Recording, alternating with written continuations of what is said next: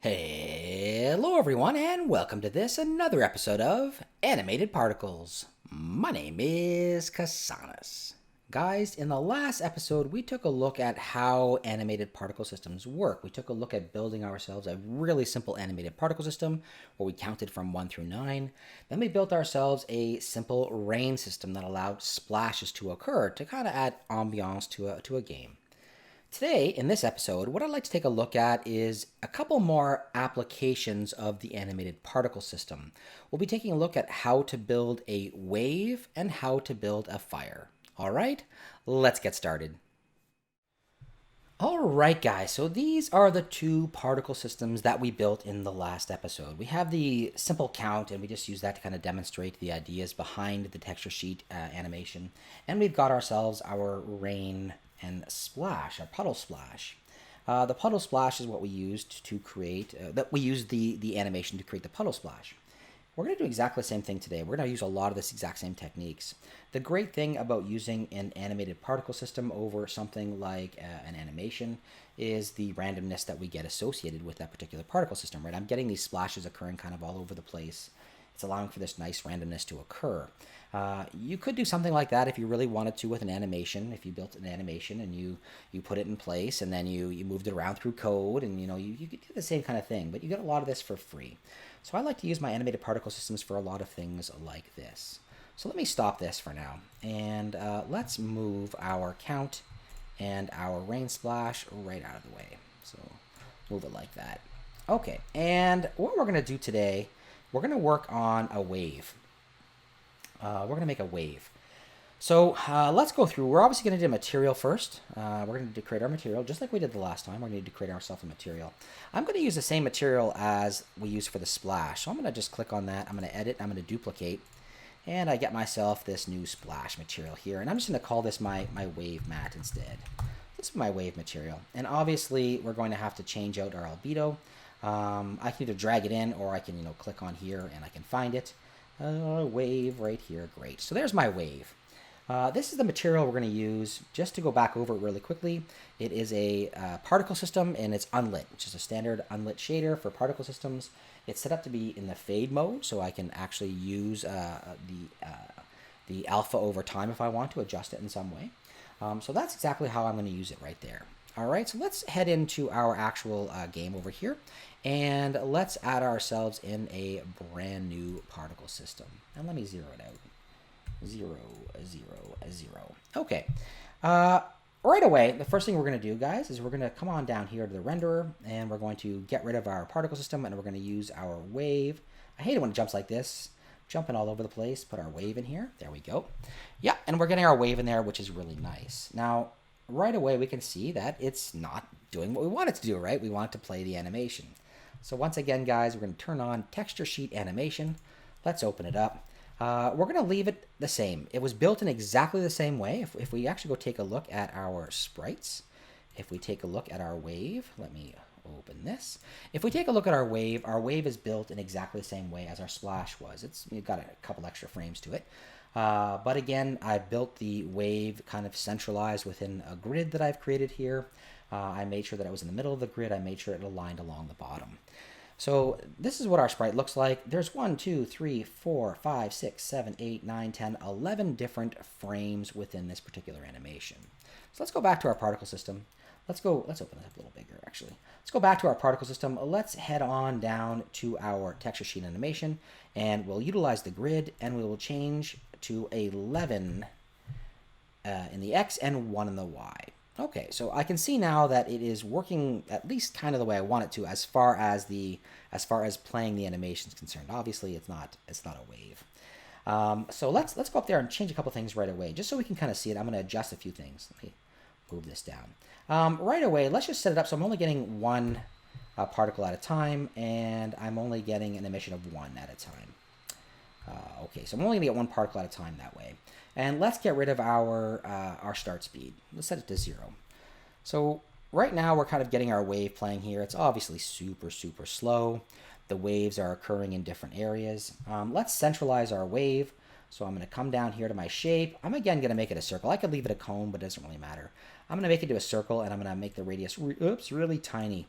So I've got this little tiny radius here. Let me move this particle system over a little bit because we can't see it. And let me rename it right away. Let's call this our wave PS. So there's our wave particle system. It's playing the animations. Now, if you hadn't set this up properly, if you didn't have the grid set up properly, or if you didn't have the right measurement, like if I change the measurement down here, watch, if I come down here and instead of saying 11, if you made a mistake and instead of saying 11 here, you put like 13, you kind of get this other thing happening in there. Okay, it's kind of moving along. So that's interesting. If I put a wrong value, let's say instead I put 5, you can see how it's not working properly, all right? So you have to make sure that you get the right values within the grid. I can see it's playing properly now. Okay, so now that it's playing properly, I'm going to want to adjust this so I kind of get this wave effect associated with this particular particle system. First of all, it is moving way, way, way too slowly. So let's just stop this for now. It's moving way, way, way too slowly. Let's go up to the very top, and we're going to adjust a couple of things pretty quickly here. We can leave the duration. We can leave it on. We won't put on pre-roam right now, so we won't get a wave right away. Let's change the start lifetime. Let's make this into a much, much faster system. So let's put it like, let's say 1.5. And at 1.5, we're going to get, well, let's just take a look at it. If I hit play now, we're going to get it playing much faster. All right, that looks a little better to me. It may even be able to go a little faster. I could probably set it to maybe 1.25. We'll leave it at 1.5 for now, and we'll adjust it. It's really, really tiny inside of my scene. So if I wanted to, I could come up here and I could adjust my scale, and that would adjust the entire thing. So if this was a larger system and I had more things attached to it and I want to scale everything up, I would adjust my actual scale of this game object. If I only want to adjust the size of the particles, I can come into here and I can adjust my start size. So let's change our start size right now. Currently it's set up start size is set up to 1. Let's adjust it, random between two constants, and let's make it a little bigger. Let's make it 10. So we get ourselves a nice big particle. Let's make it up to the size 12. So we're getting some variation in the size of the particle. If I really want to push it, let me maybe make it 15. So we're getting almost half the size bigger. And we're getting a nice big wave that way.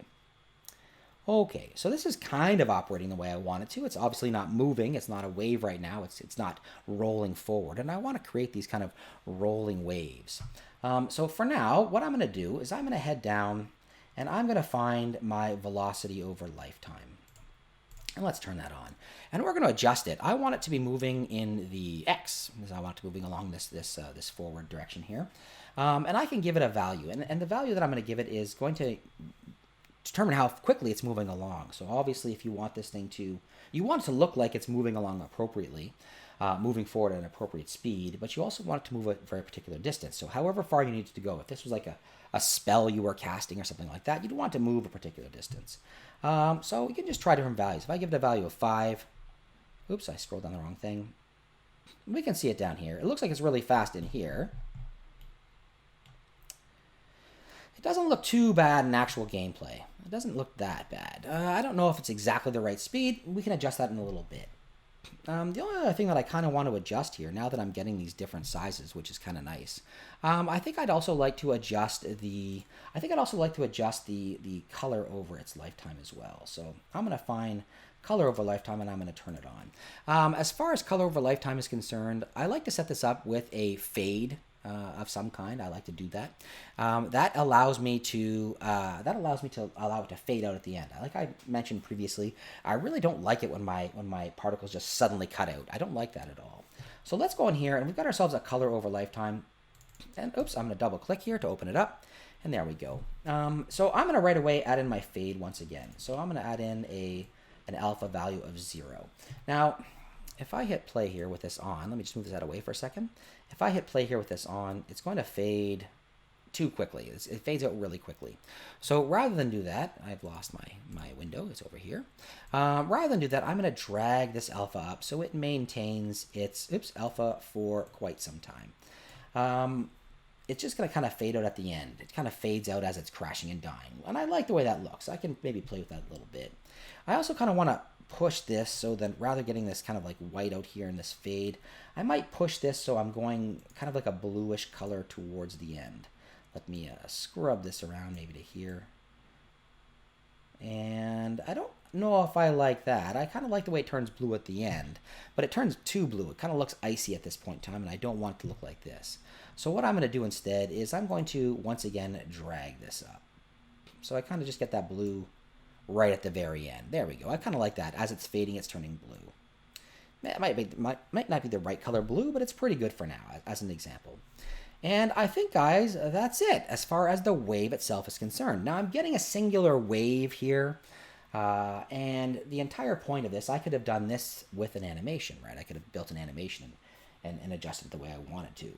So rather than do this, what I'm going to do is kind of make multiple waves crash against the beach. That's what I kind of want to set up to do. So I'm going to get some randomization that's occurring within my actual wave. So let's head back to the top. And I think the last thing we need to really adjust is the number of waves that we're getting over time. Currently, I've got it set as an emission of 1 and a maximum particle of 1, and that's allowing me to really see what's happening.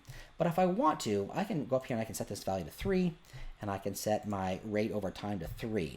And I'm kind of getting these waves now kind of moving together as if, like one of those rollers. I don't know exactly what they're called, like the roll you get in a wave as it's crashing against the beach. Yeah, I don't think that looks too bad. I might adjust how fast they're moving a little bit, but I don't think that looks too bad. This is going to allow me to get some randomization that's occurring within there. You can see that I'm getting some of the waves in the back sometimes, some of the waves in the front. We're getting a lot of nice randomization within there. Having the maximum particle and the rate over time be extremely close together, if I make it even closer, let's say I make this 5, they're going to even be closer together. What that's doing is it's releasing the particles very, very quickly. So unlike a burst, if I set this up with a burst, I could have set it up so that I had 3 particles that were immediately emitted. And all 3 of those particles would be immediately emitted at the precise time, at the exact same time. And I didn't want that. Rather than set up a burst, I set it up with this maximum particles and a rate over time that's going to allow me to have the particles move, like emitted, over a very, very small amount of time, but they're not emitted at exactly the same time. And that is the difference between a burst and adjusting your maximum particles and your rate over time. All right, guys, I think that is it for the wave. I think that you can see how this works. I think you can see how it is more beneficial than utilizing a simple animation because of the randomization you get. Obviously, you could use this. It's not the best. It's not the actual best sprite sheet. I did it really, really quickly in order to make these videos. But, if you build yourself a nice sprite sheet, you can get a nice rolling effect within the waves itself. You could use this for something like, again, as ambience when you're having it crash against a beach, waves in the background or along the side of your, the side of your side scroller or something like that. Or you could use it as a spell. Who knows? There's a lot of different things you could do with it. The randomization that is available within the actual particle system makes it interesting to look at as well. All right, guys. So next, I'd like to take a quick look at the building of a fire, and we're going to do a rather simplistic fire. All right, guys. So let's take a look at fire. All right, guys. Let's go ahead and make our final practical texture sheet animation particle system.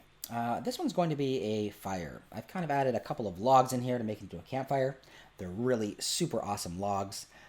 This should burn for a really long time. So let's start off right away, obviously, by making our material. And I'm going to use the identical material to what we were using in the past here. So we've got ourselves our wave. Let me just duplicate this, edit, duplicate. And let me rename this to our fire material. Awesome. And obviously we're going to have to change out the albedo. So let's change our albedo to the fire sprite that I've got. All right, awesome. It's still a standard unlit particle, and it's still using both fade and multiply. Okay, so with that done, obviously we're going to need a particle system. So let's go game object. Let's go particle system. And let's zero that out. I think this is probably going to be a fine location for now. Let's put our start speed down to 0 so that we're kind of getting everything occurring right here at the base of our logs. Let's go in as well and right away just change this to 1. We're going to change this afterwards and 1. So we've got only 1 particle showing at a time, and that way you guys can kind of see the fire, and then we'll make adjustments to this afterwards. Okay, so let's also change our shape. Right now we kind of got that movement within the cone. Let's change it to a circle, and let's scrunch down the radius. Maybe about there. So we have a little bit of variation there. Not a whole lot, but there'll be a little bit of movement within the particle system this time. Previously, I squished that all the way down, so all the particles are coming out of exactly the same location. I'm going to allow a little tiny bit of movement to occur within this one. That might not be enough. We'll see. Okay, obviously what we need to do is get rid of this default particle system, so let's scrub on down to our renderer. Let's change out the default particle system to our fire material. Okay, great. And lastly, right away, let's just add in our animation, texture sheet animation. Open it up. It's going to be the same. Our grid, our whole sheet, everything like that is going to be exactly the same for now. And again, it's exactly the same as my wave. My wave, I just painted the fire on top of it. So let's change this to 11. Oh, it's tiny. It's too tiny. So let's make it a little bigger here. Let's go on up to the very top for now, just so we can see it. And we're going to give it a start size, let's say random between two constants of, let's say 5 and 5.5. So we get a little bit of variation. Let's move this up. There we go. We got our fire going in there. Okay, now theoretically, if you wanted to, obviously this is a little bit slow. We could change it so that the flickering wasn't so slow by adjusting the start lifetime. Let's say to 2. Get a little faster flicker in there if we really wanted to. We could use something like this as a kind of a really simple fire if we wanted to. It's not the sexiest fire, guys. Obviously, you'd want to take more time painting it and make it look a little better. But it is what it is. So you could use this fire if you really wanted to. I don't want to use this as it is. We're going to try combining particles this time. So instead of kind of getting these clear outlines within here, we're gonna kind of get the fiery look. Okay.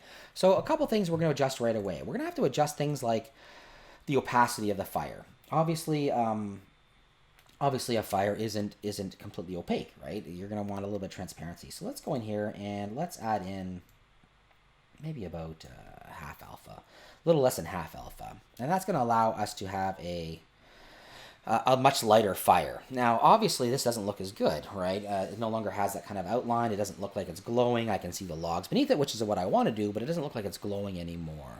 So there are a couple of things that we're really going to want to do.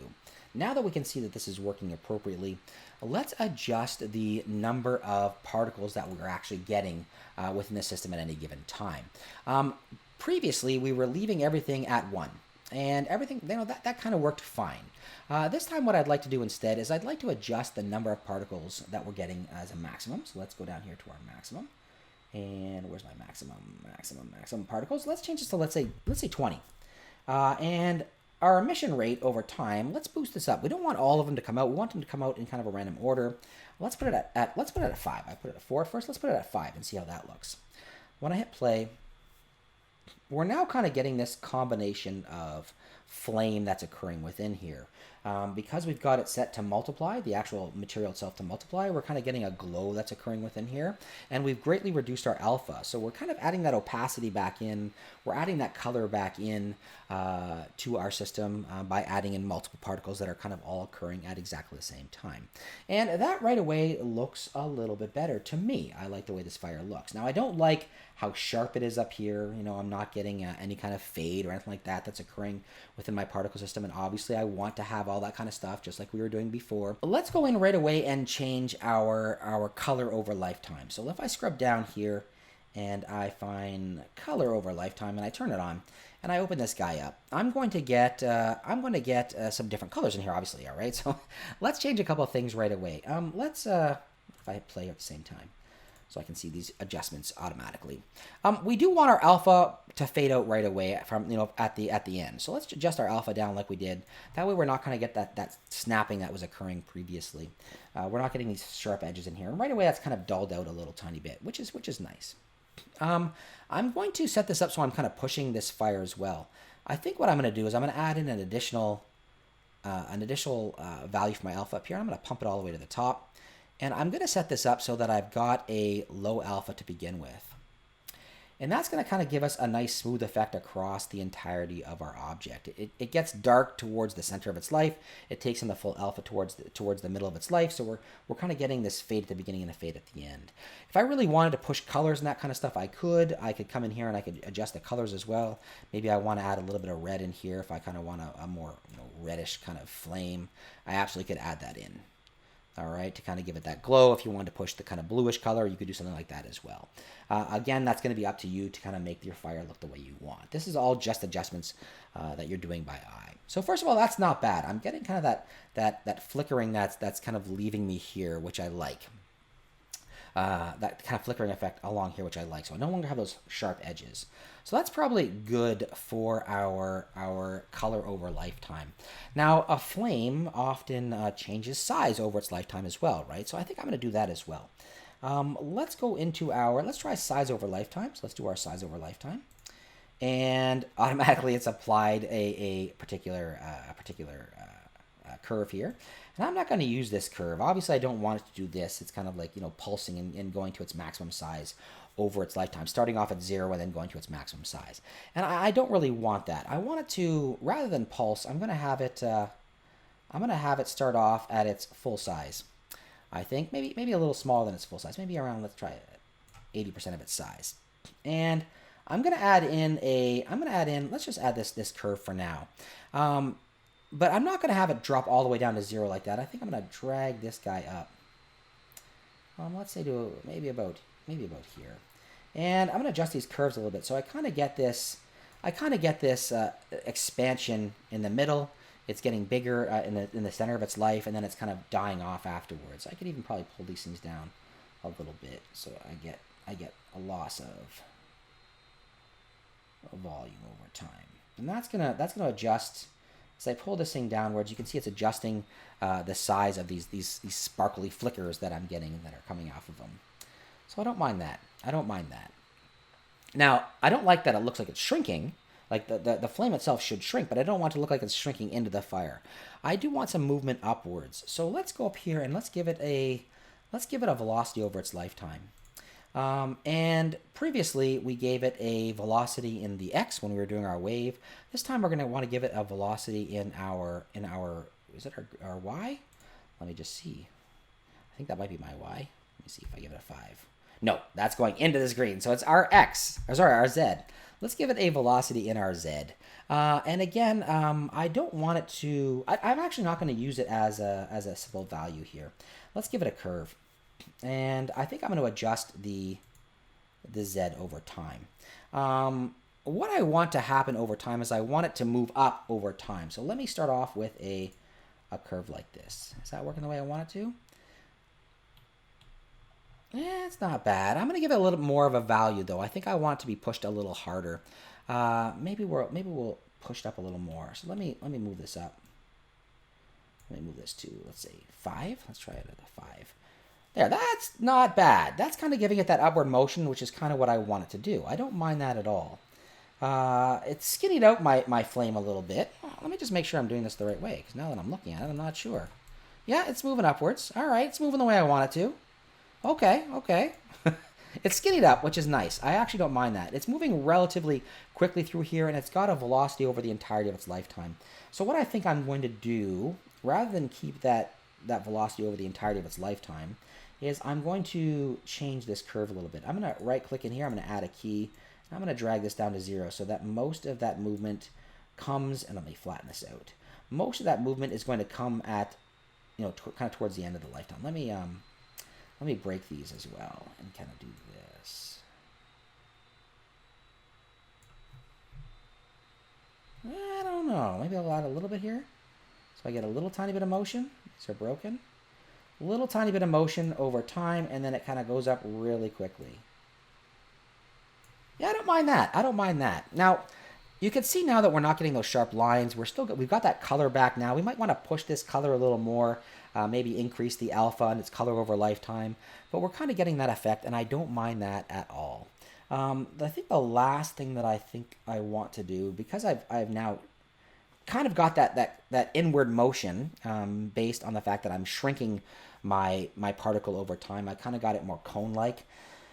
I think I'm going to add a little tiny bit of rotation over the lifetime of this object, over the lifetime of the particles. So I'm going to find rotation over lifetime right here. I'm going to turn it on. Obviously, that is way too much.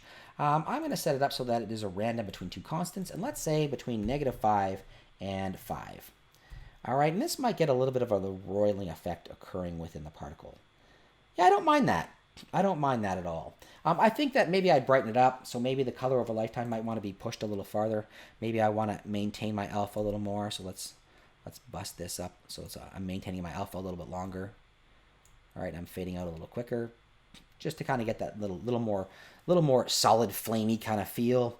I might even want to adjust the size a little bit so that you can see as I'm getting those particles and they move up quickly through. I'm kind of getting sparks or whatever. I kind of wanted that to look like that.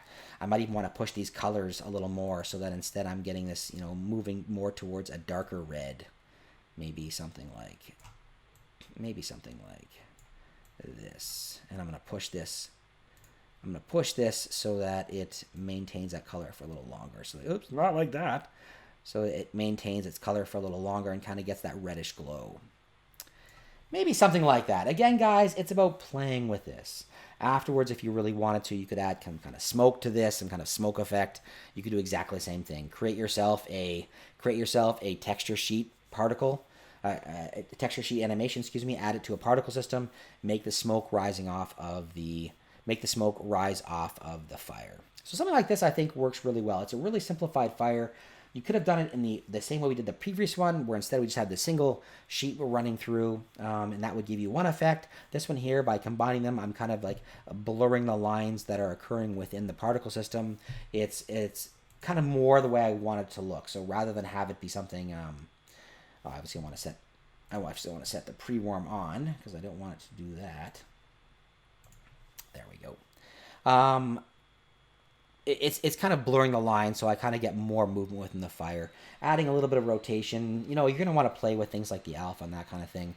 But you can see the difference between this and, for example, the wave. All right, everyone, that takes us to the end of this particular two-part series. We made ourselves some interesting animated particle systems. I hope you're able to use them in your projects. If you liked the video, let me know with a thumbs up. If you didn't, a thumbs down is perfectly fine. All right, everyone, thumbs up, thumbs down, comments down below, and if you haven't done so, please take a few seconds to subscribe. Have yourselves a wonderful day, everyone.